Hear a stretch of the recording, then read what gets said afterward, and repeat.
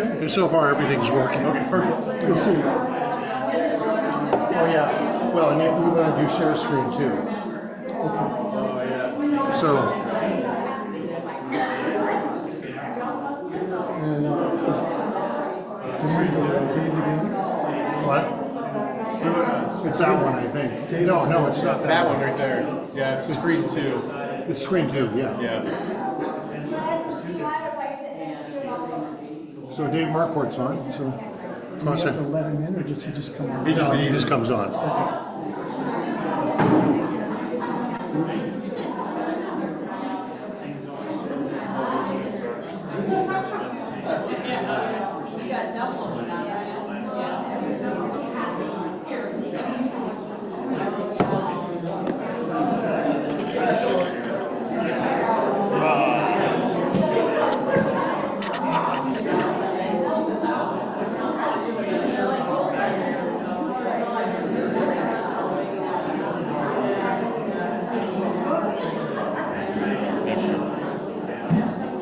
Good morning, everyone.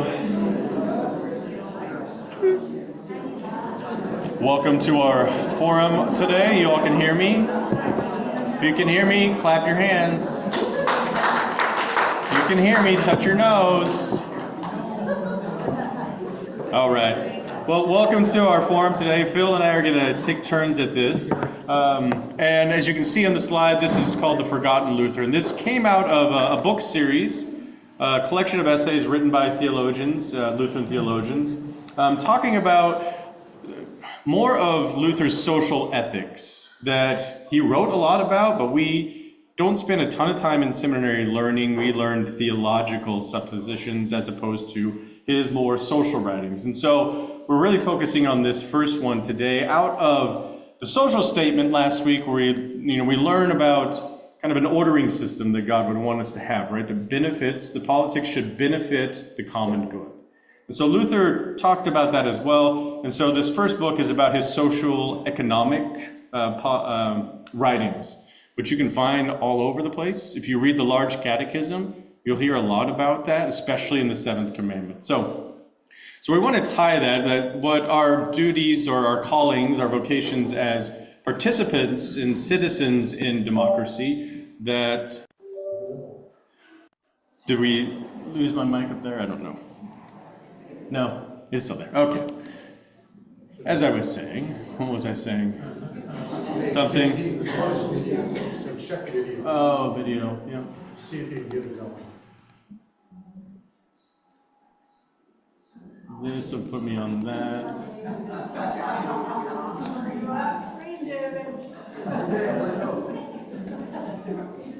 Oh, okay. I'm back. We're back. You can see us, we can see you. All right, we're good to go. So today we're going to expand upon the idea that we are called and have a calling to participate within our civic lives. We're going to root that in how Luther, the lenses that Luther would use in order to kind of encourage us or guide us as we go about it. And we're going to start from the very beginning, kind of understanding Luther's context into what he's writing with the Reformation, and then beyond into that. So without further ado, I'm going to have Phil come up. So the has to be over here.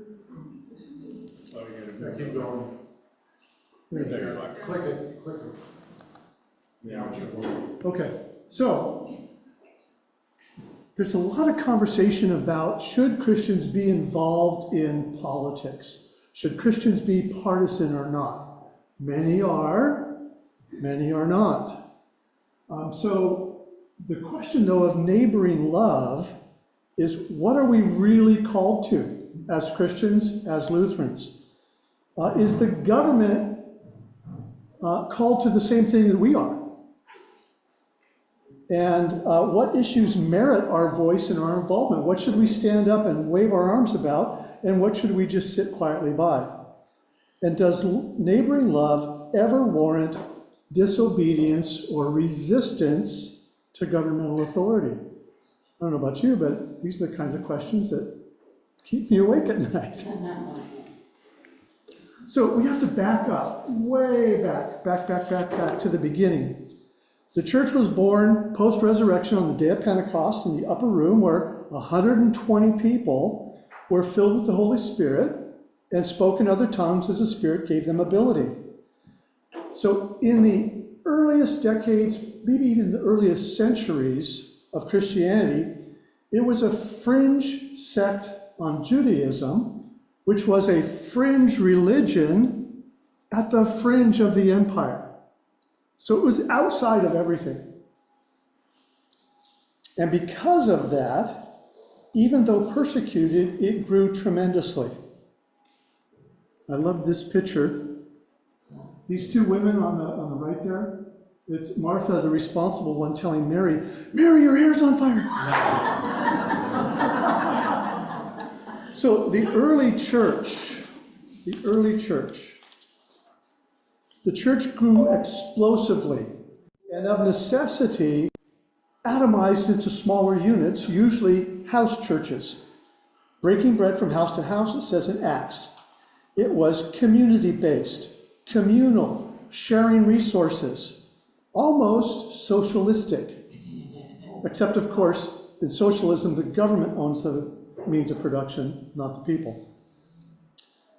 The New Testament references house churches throughout. Paul says, I'm writing this letter to the church in Philemon's house. So it's referenced a lot that way.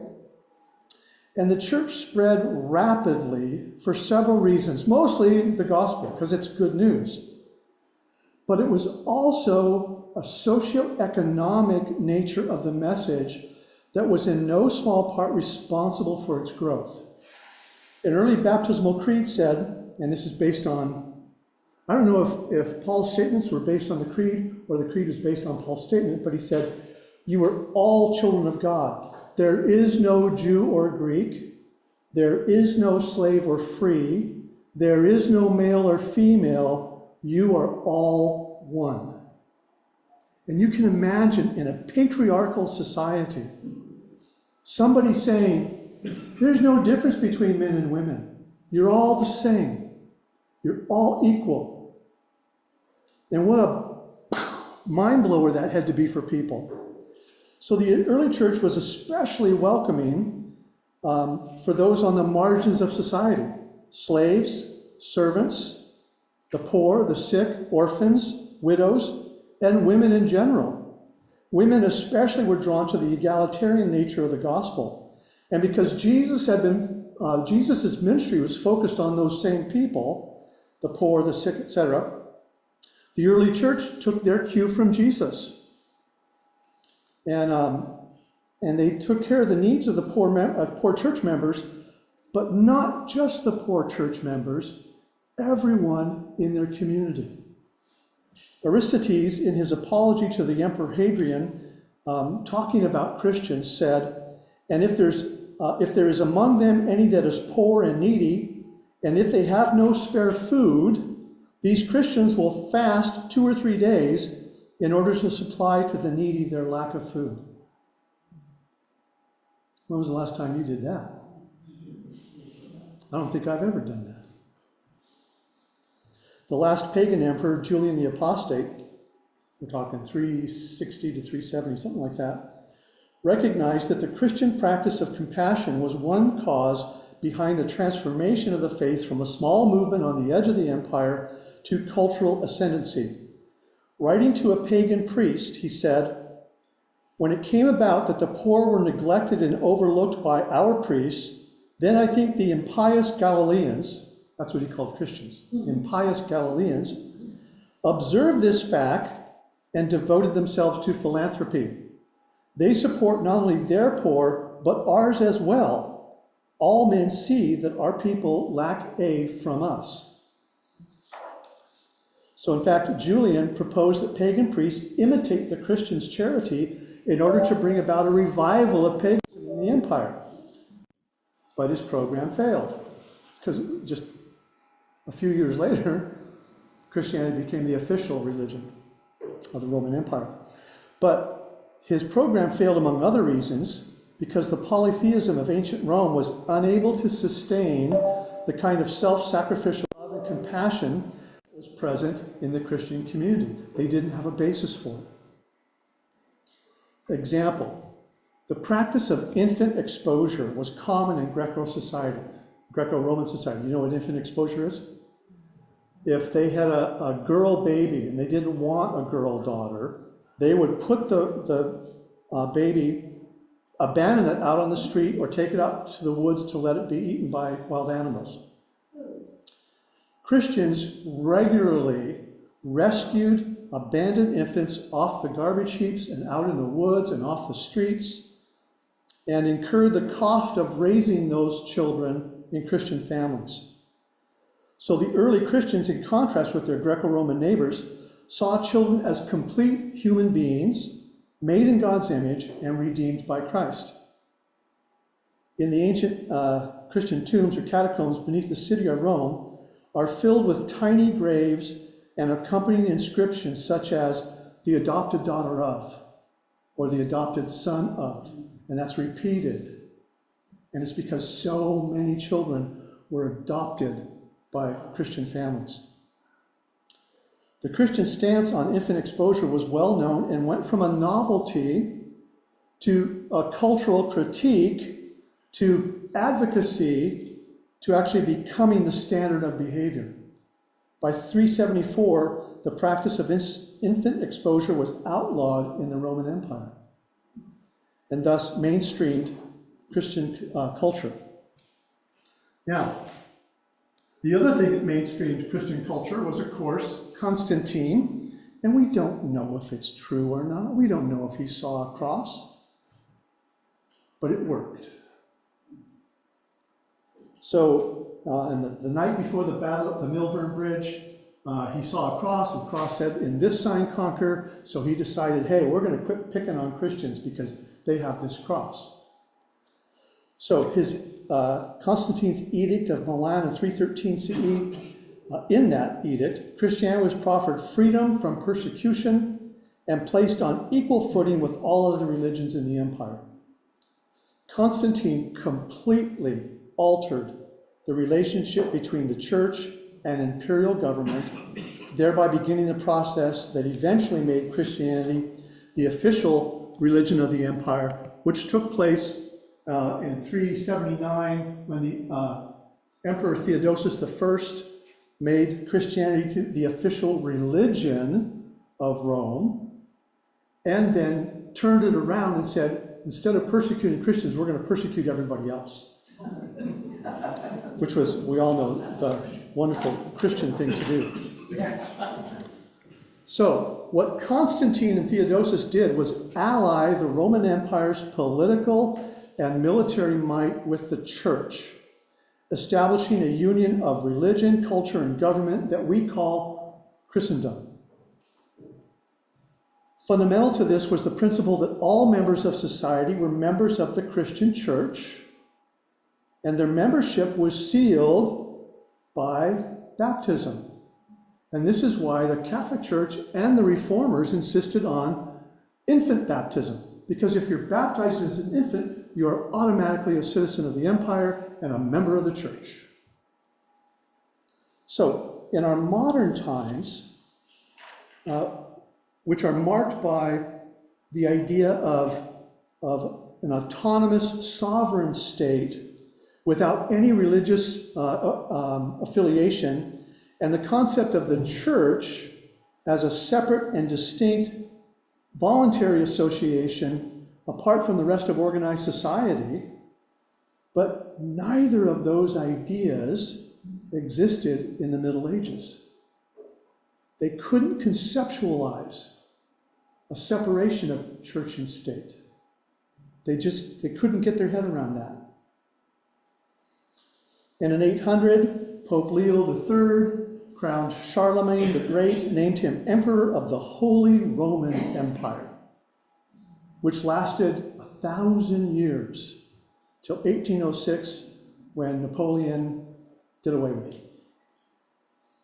But it was, as Voltaire described, the Holy Roman Empire was neither Holy Roman or an empire. So all of that led to this situation in the 16th century where the civil government and the church were one and the same. Prior to the Reformation, the church exercised significant civil authority in Europe. The medieval Roman Catholic Church held substantial power, often intertwining ecclesiastical and secular governance. So Charlemagne had this thing where he would send what he called the king's envoys, missi dominici, and he sent them out in pairs, an itinerant lay noble and a bishop. And they traveled all over to make sure local jurisdictions were following the law.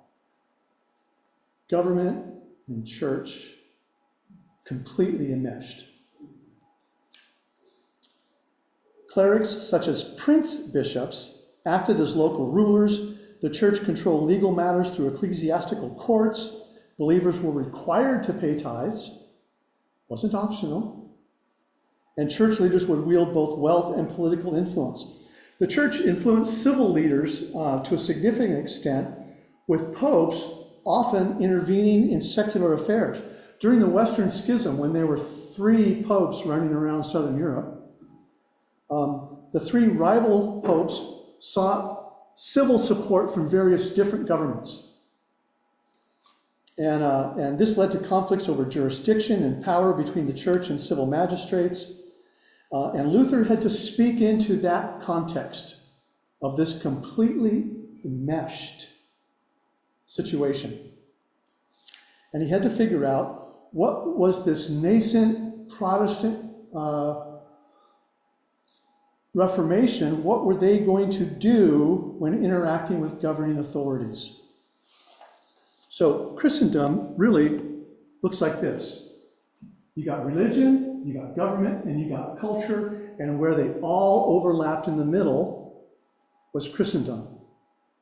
Everyone was a member of the church, everyone was a member of the government, and everyone embodied and practiced the same culture. So when people complain now about the loss of Christendom, that's a good thing. And of course, Luther kicked it all off by, okay, boomer. I'm sorry, I could not resist. I just thought that was really, okay. It was into this context where the church and the state were indiscriminately merged that Luther proposed the 2 kingdoms doctrine. And this is the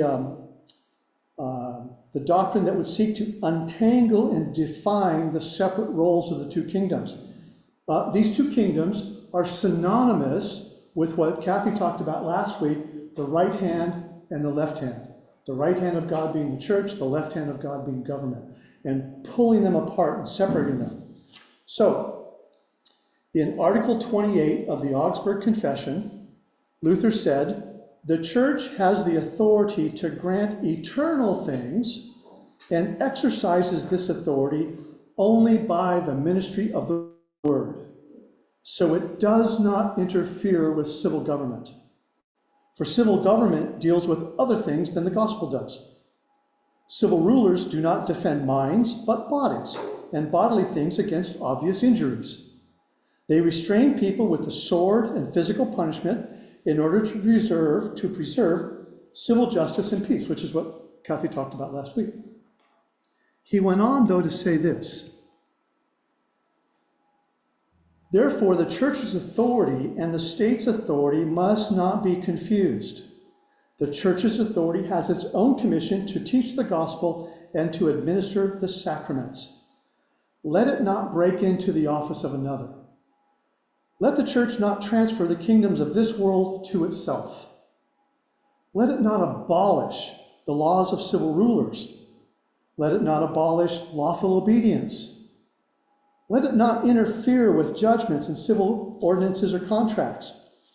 Let it not dictate laws to civil authorities about the form of society. But isn't that what we want to do? Isn't that what Christian nationalists want to do? They want to dictate to civil government the form of society. And so do we. Let's just admit that right up front. Now, Lutheran political passivity and political quietism can be traced right back to that paragraph right there, where Lutherans said, the whole Cynthia Molabita calls it the North Atlantic Lutheranism. So, Northern Europe, North America, many Lutherans buy into that and say we shouldn't be involved. Now, there's problems with the two kingdoms doctrine. Several problems. The first is a misunderstanding of the kingdom of God. Critics argue that equating the institutional church with the kingdom of God is overly simplistic and inaccurate. The kingdom is seen as a broader reality. In fact, if we were to back up to that slide with the Venn diagram, where would we place the kingdom of God? Over the whole thing, all around the whole thing, over government, over society, over culture, over the church. That's the kingdom of God. The kingdom is seen as a broader reality that encompasses all aspects of life, not just the church's institutional role. They argue that Luther's sharp distinction between spiritual and secular realms risks placing the secular outside the kingdom of God and outside of Christ's lordship, potentially granting excessive autonomy to worldly authorities. Secondly, misuse in political context. The doctrine has been accused of enabling political quietism and passivity, where churches fail to challenge oppressive regimes. For example, some theologians misused it to justify the Lutheran Church's acquiescence to Nazi Germany. And here in the US in the 20th century, because of Germany's role in 2 world wars, Lutherans tended to just keep their head down and dialed back any public comment about anything lest they attract unwanted attention. Even after the war, they were afraid to get involved in politics. The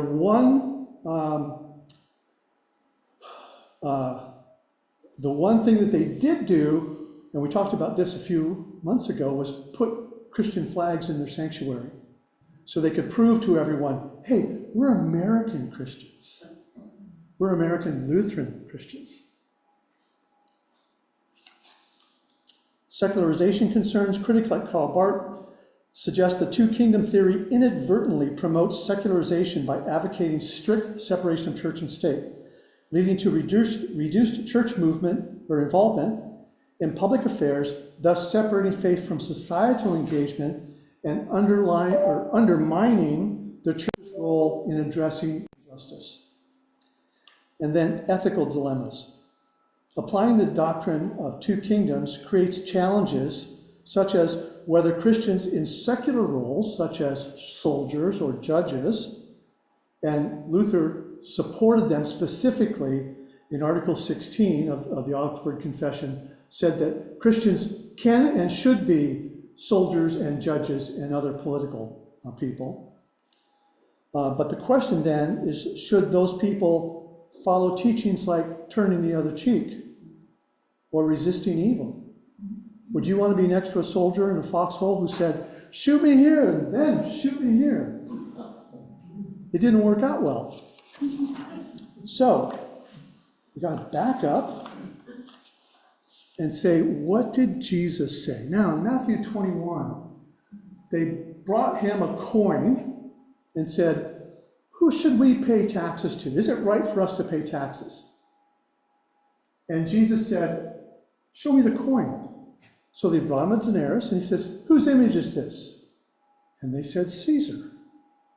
So he very adroitly said, render unto Caesar what is Caesar's, and render to God what is God's. So, Jesus seems to recognize here, along with Luther, that there are two kingdoms, and that each kingdom and empire places a different call and expectation on a believer as a citizen of either kingdom. Jesus couched his comments within the context that his listeners at that time knew and experienced.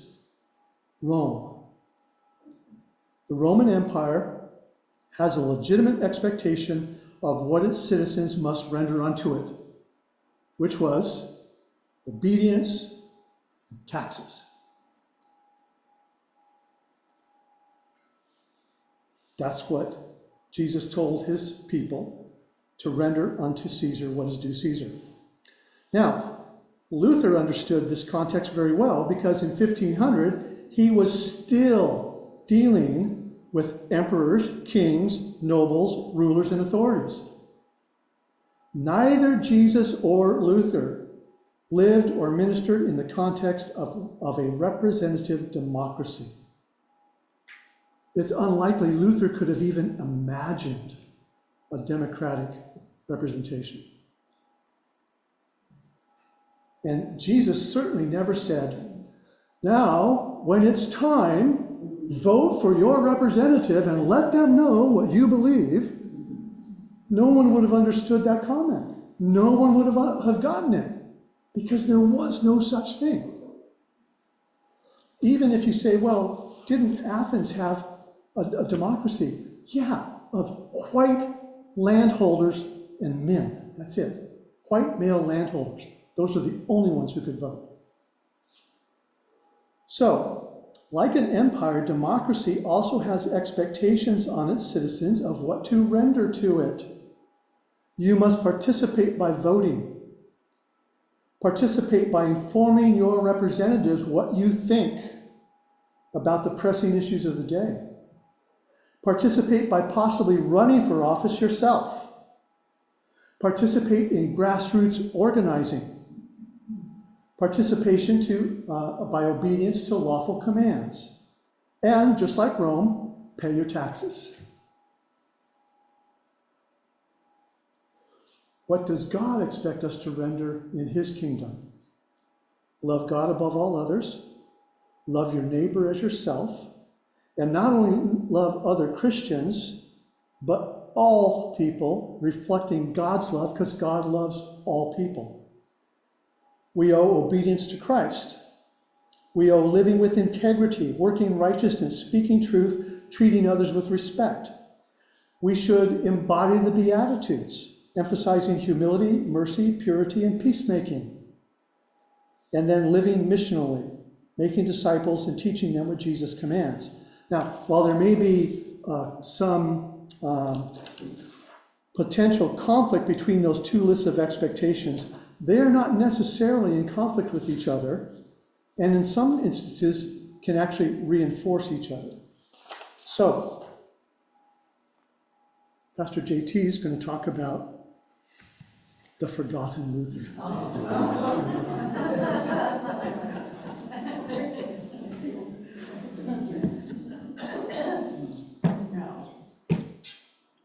Looks like a pretty cool cat with his glasses. Future's bright.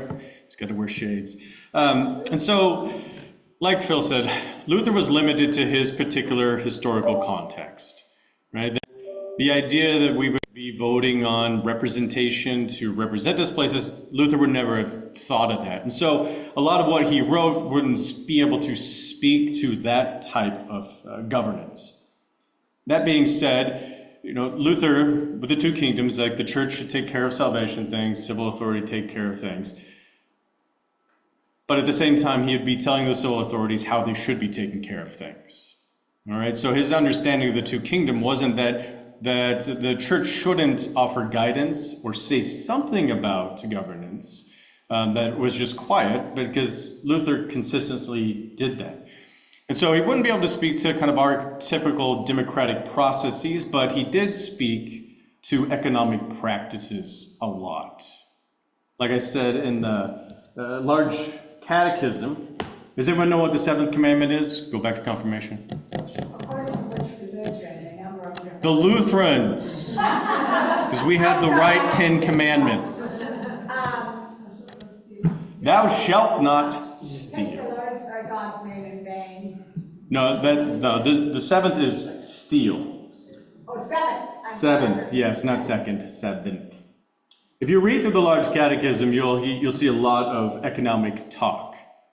Because beyond stealing, Luther would say, stealing is not just robbing someone's safe or pocketbook, but also taking advantage of someone in the market, in all the stores, butcher shops, wine and beer cellars, workshops, in short, wherever business is transacted and money is exchanged.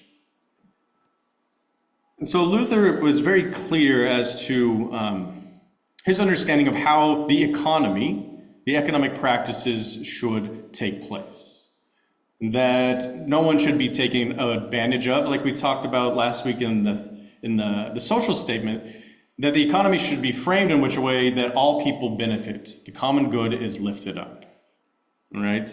And so I'm going to talk about kind of the way his theological suppositions, how they then can guide the economic practices. And so the first claim is that there are two kinds of righteousness, all right?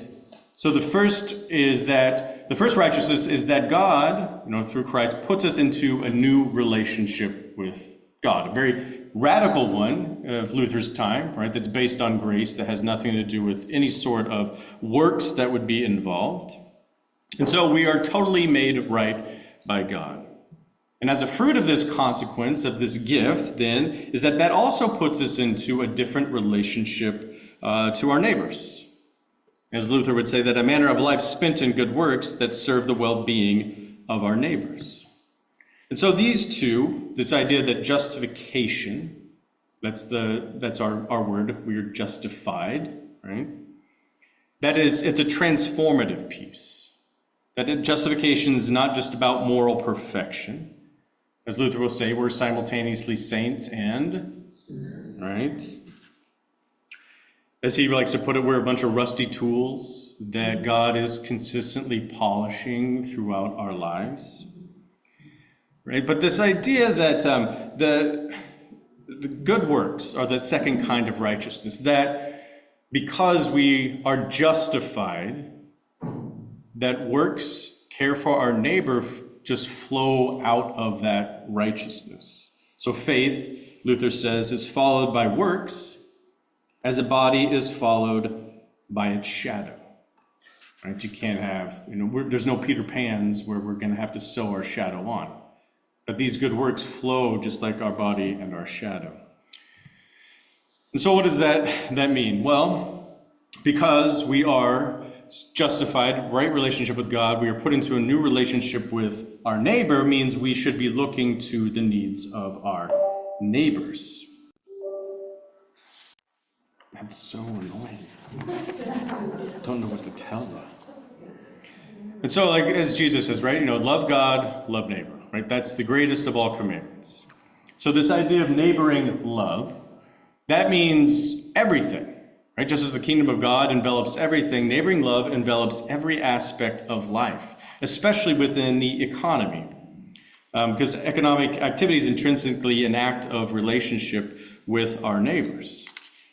And so this idea of neighboring love was crucial for Luther's understanding of how he would tell the princes, the principalities, the leaders of these different fiefdoms, what their responsibilities were.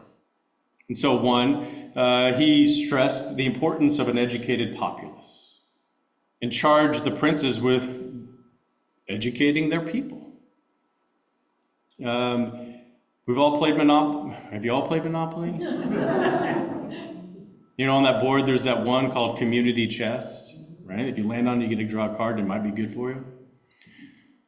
Well, Luther created that community chest out of this idea of neighboring love, that those who are in need, if they were out of work, they could come and receive whatever they might need for that. So the princes were charged by Luther to create this, so that everyone, if anyone was in need, kind of like the early church, that they could come and receive social welfare, whether that's wages for the work that they don't have or any of that. And so, Social Security, those types of things. That was Luther's understanding for the economy, that those who are in need should be taken care of. And when pressed on this, someone said, well, what if they're just lying? They just show up and they're actually not really in need. And Luther said in response, well, you help them the next time that they show up. That it wasn't the point of that. Yes, Marilyn? You were going to say something? Yeah. There's just one caveat, Yes. maybe more than one. But this was all well and that you have to be Jewish. Well, so that's yes, let's be honest, Luther was limited, right? Limited in his own understandings of his own world. And so you're correct. If you were Jewish, you weren't included in this unless you became a Christian. So thank you for bringing that up, that there is a limitation. Now, that being said, I think the broader picture of what Luther was trying to portray within Christian community, right, is something that we could apply to our own governance and economy for that piece. That if we can get past Luther's writing, the anti-Semitic writings that he wrote, and understand how can we apply this economic principle of Christian life to our own governance, I think that's where we can draw from. Yes, Luther would not have included the Jewish people, but obviously today we would include everyone, right? And so, but thank you for bringing up that history, for sure. And so, the economy then should be structured in certain types of ways. And I've lost my sheet, which one I'm on. That's number 3. Oh, I don't have them. I don't know where number 2 went. Well, whatevs.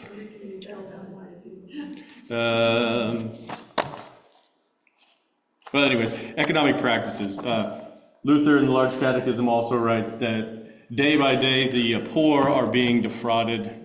He wrote in the Large Catechism that there should be restraints on the prices in which people are charging.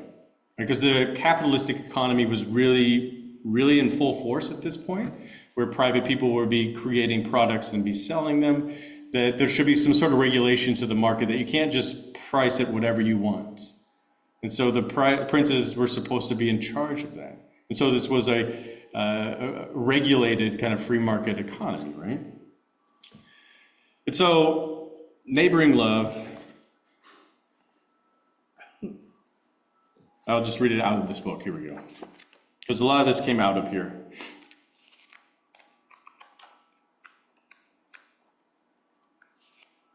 A new vision. There we go. There we go. So, if we apply this ethic of a neighboring love into the economy, what that would look like, Luther would say, is that love is manifest in service to neighbor, even if it brings danger to self and family. I think Luther's told people you couldn't run away from people who are suffering from the plague, that we are called to serve them. And love manifest in disclosing and theologically denouncing oppression and exploitation of those who are vulnerable. And love manifests in ways of living that counter prevailing economic practices where they exploit the vulnerable or defy God in some other way.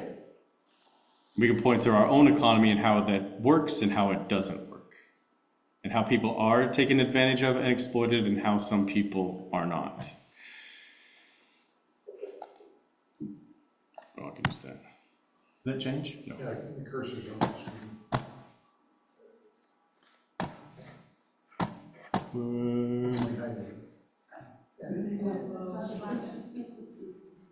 Yeah, it's on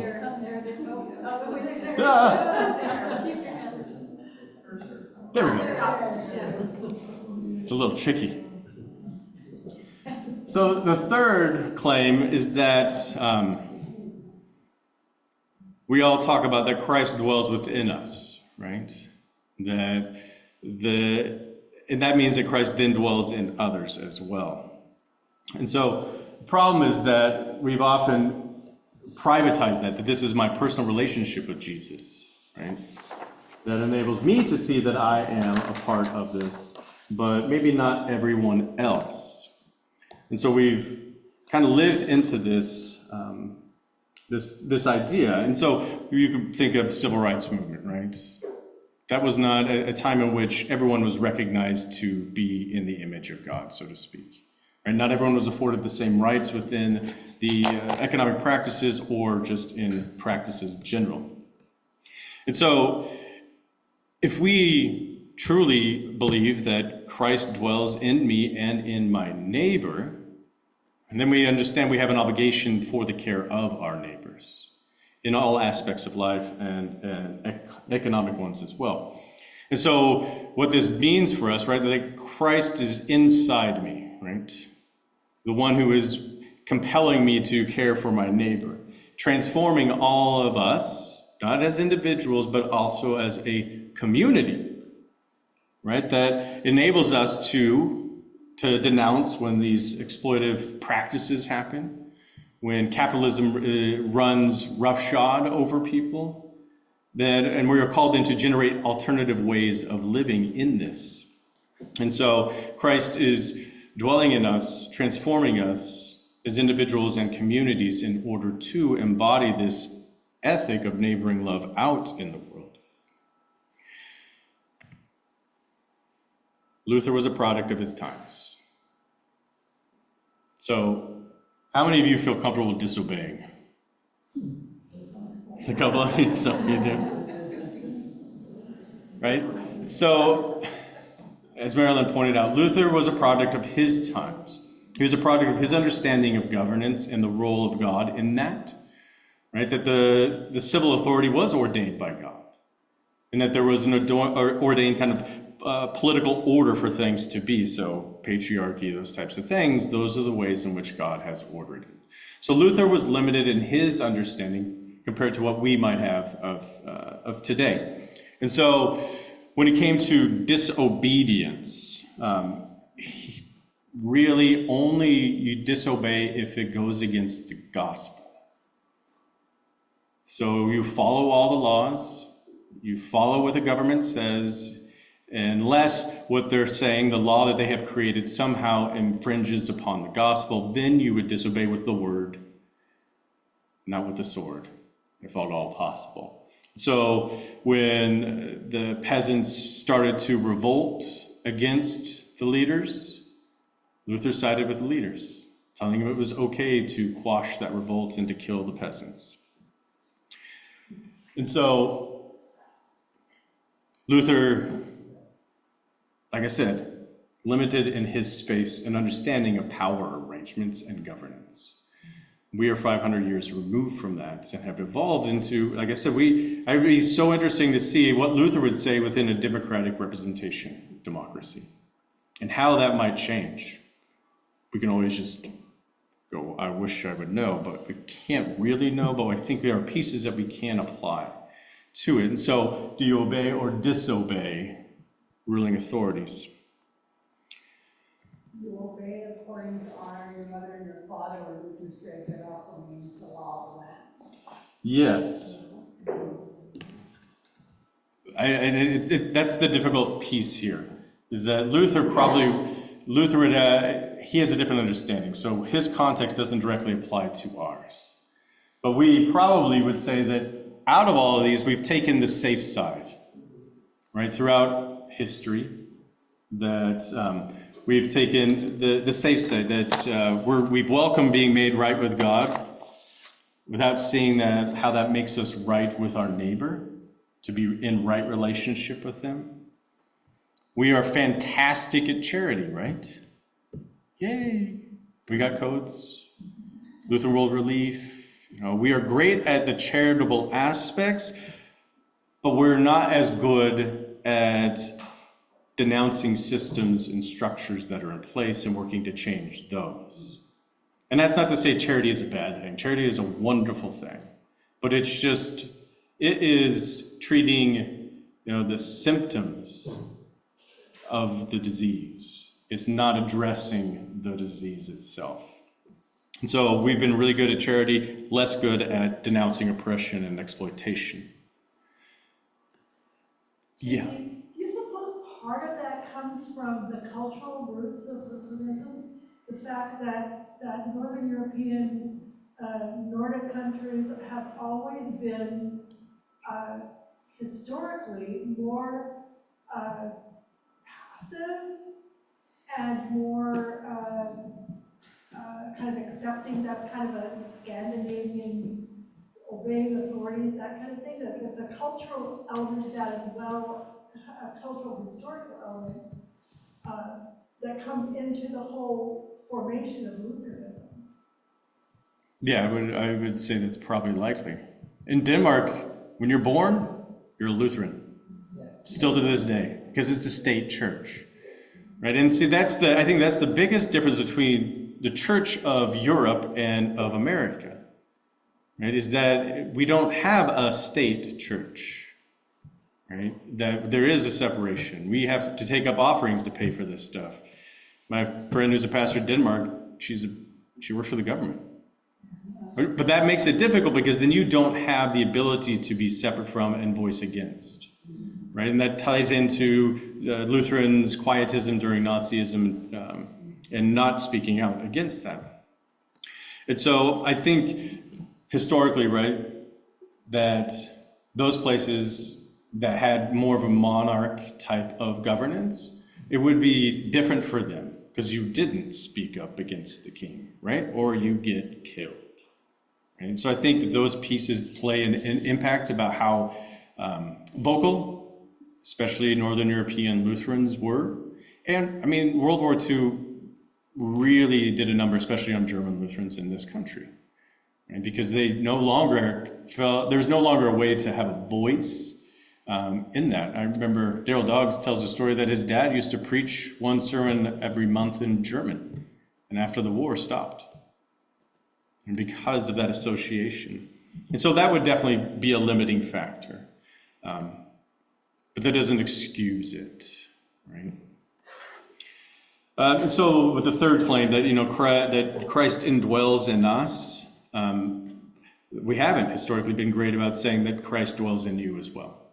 Unless you often were white throughout history. If you're a white Christian, yes. If you weren't, you weren't. And then, like I said, with obedience and disobedience, what's it like to disobey? Right? We don't know real well. Yeah. It's easy for us to talk about protesting. Oh, yeah. But if, for instance, like in Russia or even during Nazi Germany, if you protested, they would come to your house and arrest you and throw you in jail. I mean, or kill you.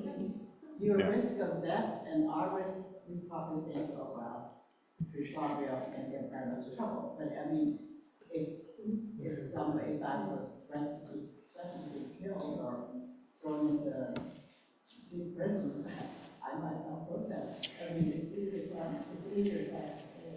I would totally agree. Within our context, it's pretty easy. We don't face a lot of hardship from protests. Like that. Especially as white people. Yeah, especially as white people. We're not going to see, we're not going to be economically affected by speaking out truly. Yeah, Steve. So recognizing that people are now being dragged off the streets and thrown into unmarked vans and then shipped to other countries to go to jails that they'll never escape from. In our country right now. Yeah. So that I think historically has been true. That is no longer an assumption that we can hold. That's absolutely true. The protest gets you deported, and it really has recently. So, and so that, but yeah. It's my understanding is when they talk about visiting people in jail, we're not visiting the people in jail for all the crimes that have been committed. It's visiting the people in jail that were imprisoned because of their belief and their faith in Jesus Christ.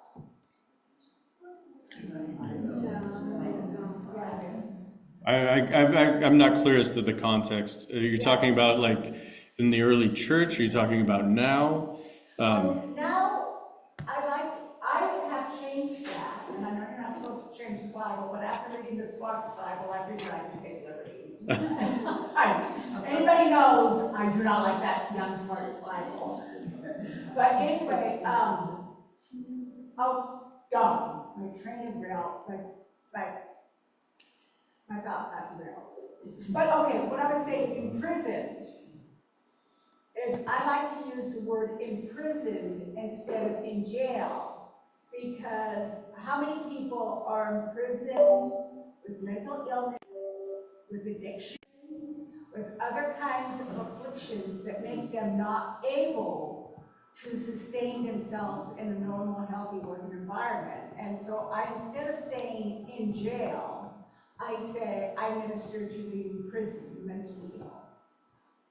Okay, so I think I understand what you're saying. I think what Steve is addressing is someone who's literally been thrown into jail because of their political belief, right? And so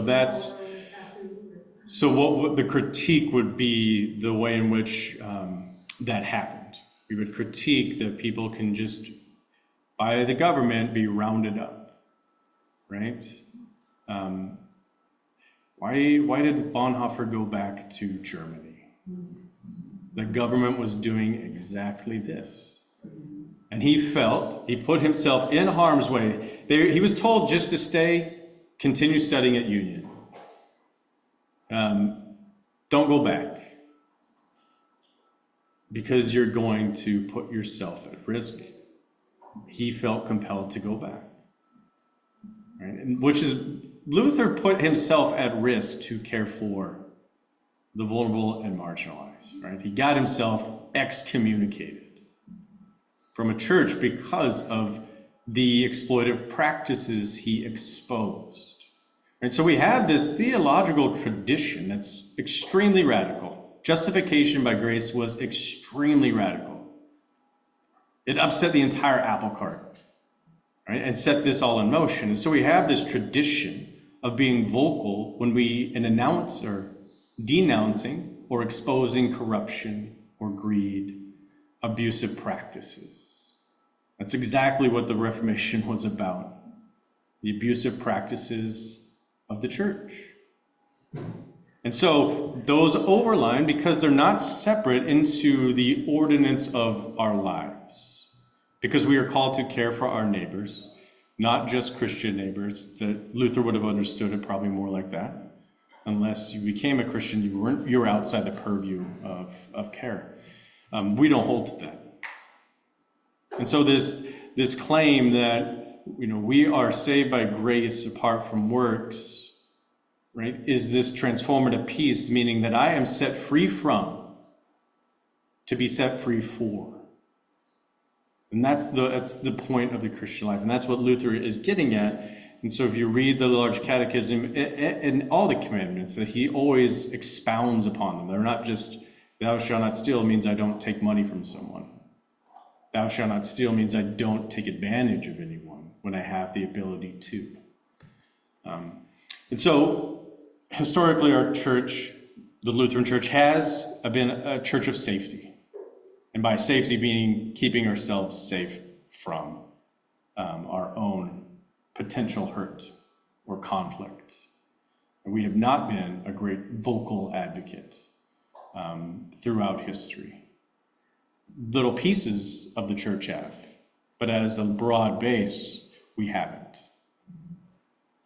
And so I think that this is what's important, that when we think about anything, when it's governance, when it's our participation in democracy, that the point of it should be that whatever decisions are being made, that they are seeking to benefit those who are mostly marginalized, who are the vulnerable, who are the outcasts. That they are the ones that we should be primarily concerned for.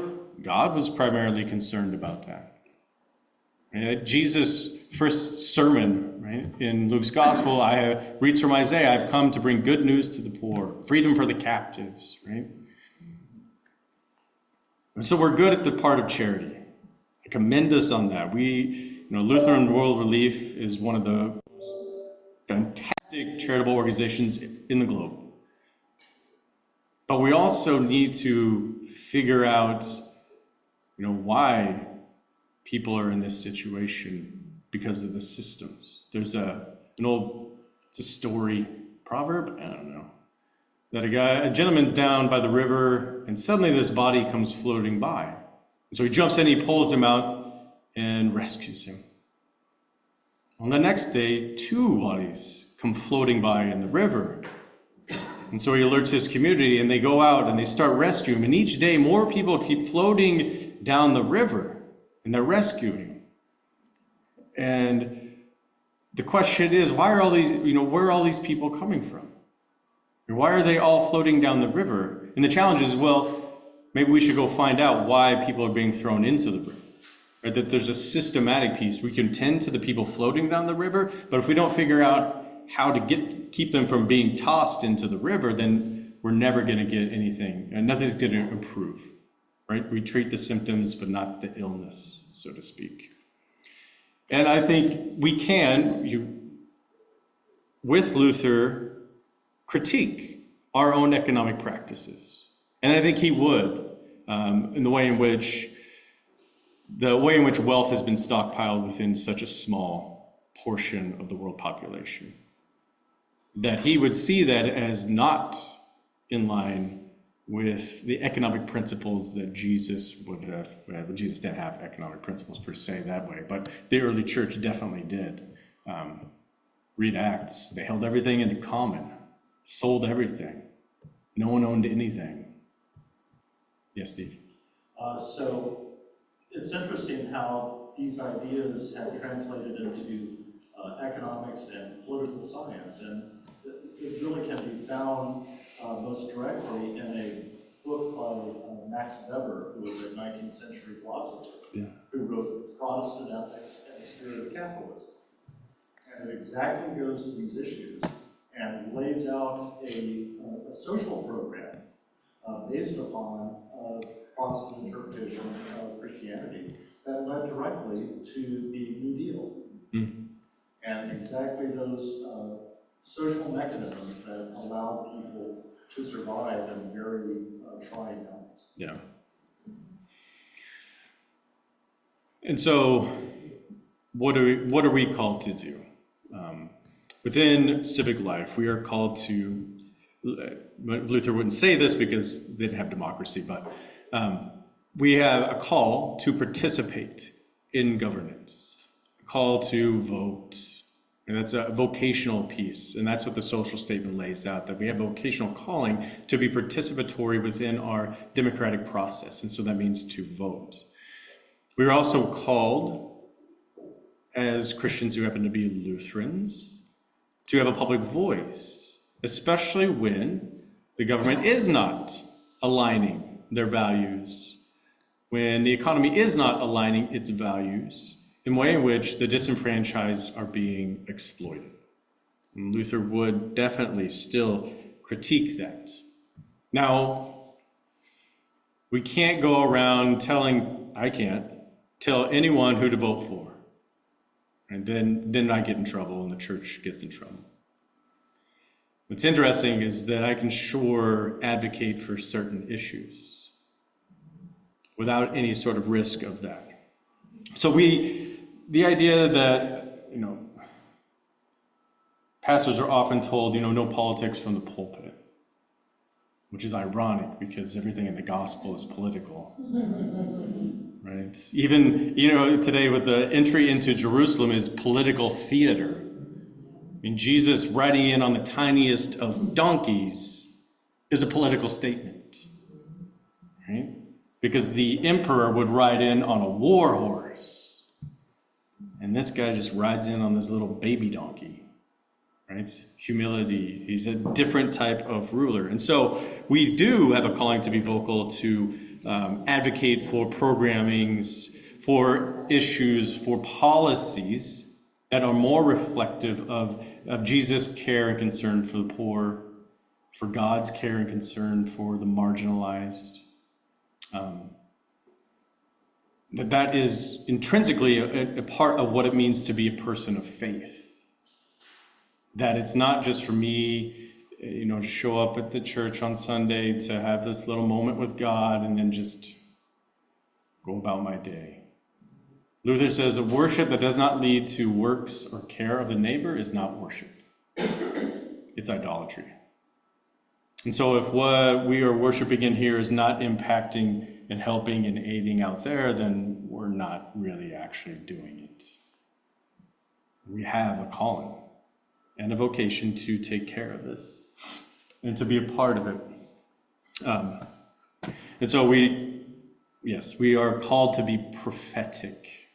All of us, not just me as the pastor, but each and every one of us has a prophetic voice to proclaim.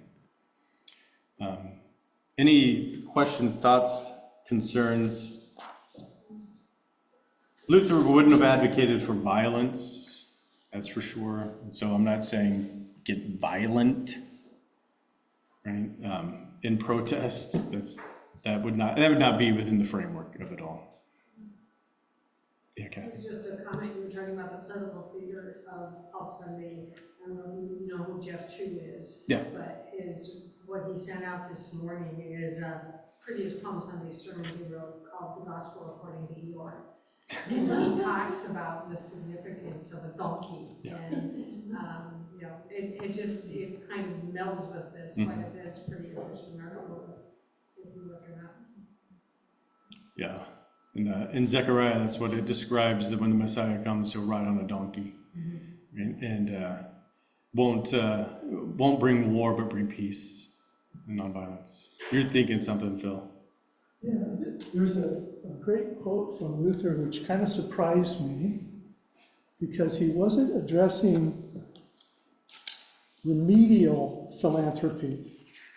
He was saying, for so to help a man that he does not need to become a beggar is just as much a good work and a virtue as to give alms to a man who has already become a beggar. We tend to focus on he's a beggar. We don't focus on let's prevent him from being a beggar. So it's that whole thing about going upstream to find out, why are people falling into the river? What are the systems? What are the criteria? What's happening up there that makes them fall into the river so we keep having to pull them out? Let's go up and fix that. And then we don't have to pull them out of the river anymore. Arlene? Yeah, that's like being reactive to a problem, not solving Yes. the problem. Yep. But what I wanted to say is, Washington State has, I believe it is the most regressive tax system in the country, which affects everyone who has not enough money. And nothing ever happens. My career was for the workforce. We signed a law saying that we're going to get all these welfare people, they're able-bodied people. We're going to start cutting their welfare, and the average welfare person gets 6 sources of income, in case you guys didn't know it, and I can name the 8 that are available, and put them to work. That was not easy, because you go there and you say, we want to educate you, we want you to make you productive, we want to put you to work. And they say, no, we're not interested, but you can work. No, I get hangnails, I can't work. So we would have to slowly cut them off of 1, 2, 3, 4, and finally take their 6th income away until they decided to go to school and work.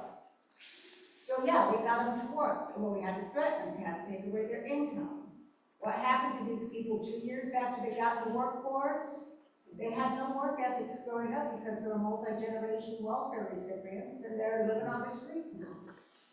And so that's my opinion, and my observation is why we're having problems with the homelessness of the people that are not now, is we, 1, let our welfare system get out of control, and 2, people just don't want to work. I think that's part of it, yeah. Yeah, and those are the upstream systems that we need to work on. And that's the upstream system that I kind of, hate to say this, I was throwing the people in the river. So I felt bad. Yeah, one thing that JT really helped me understand when we were talking about this is that I kept assuming that being political and being partisan were the same thing. They're not. You can be political all you want in the church, You can't be partisan. You can't endorse a particular candidate. He can't endorse a particular candidate from the platform. But all of us can be political.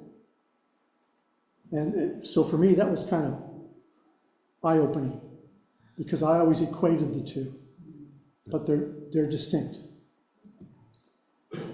Yeah, because politics is just city life. How do we live together? Yeah. Essentially, the root is polis for city. So politics is negotiating how we're going to be in community together, right? That was the whole point of the 10 Commandments, is to put a framework for life together so that we wouldn't have to be fearful of one another, but would have life that would enable flourishing, right? If I can trust that you're not going to steal from me, Marilyn, I can live a little more freer in society, right? If we have these ground rules. And so for us, the base ethic is love God, love neighbor. And so if we view every decision we make through that lens as how is this loving for my neighbor, it's going to impact the decisions that get made, right? But more often we like to make our decisions reflective of just ourselves. How will this benefit me? As Luther would say, that is the heart of sin, incurvatus in se, being self-centered and not other-centered, which is the way in which every decision should be made around how does this benefit the other? How might this harm the other? And so figuring those things out. Mm-hmm. The thing that gives me hope about being involved in things like this, in being political and advocating for change, is that infant exposure, it took 300 years, but they did away with it. Mm. Slavery, it took 300 years, but they did away with it. So there's all kinds of things that we can be involved in that feel like we're, Sisyphus pushing the rock up the hill, but eventually we'll get there. It may not be in our lifespan, but eventually Christians will get there. Yeah, that's why I always love Martin Luther King's quote, the moral arc of the universe is long, but it always bends towards justice, right? So that we may not experience that reality in this moment, but that doesn't mean we don't press forward to help it come about. Well, thank you all. I'm on the psychology now.